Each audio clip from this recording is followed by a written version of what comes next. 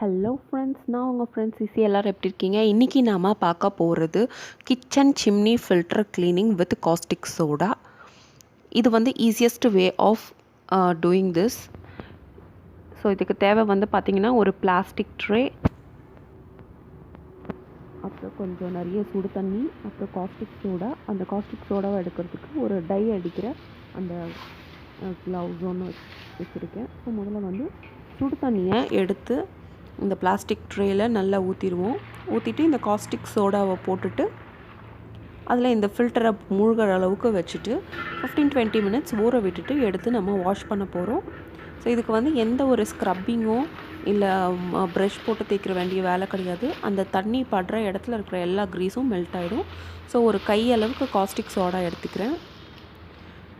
ஒரு கையளவுக்கு போட்டால் போதும்.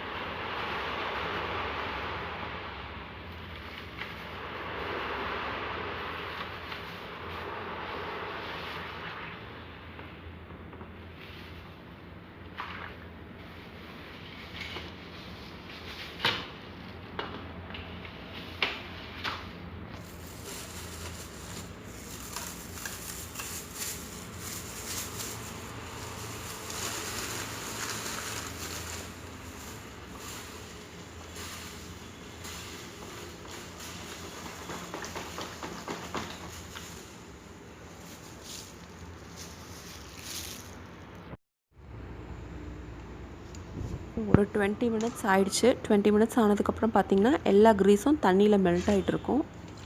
நீங்கள் எந்த ஒரு ப்ரஷ்ஷோ ஸ்க்ரப்போ பண்ண வேண்டிய அவசியமே கிடையாது. இந்த தண்ணியை வந்து கையில் படாமல் அதை தரையில் ஊற்றிட்டு இதை நீங்கள் வந்து ரன்னிங் வாட்டரில் அலசி எடுத்துட்டிங்கனாலே போதும். வேறு எந்த ஒரு அடிஷ்னல் ப்ரஷ்ஷிங்கோ எதுவுமே தேவை கிடையாது.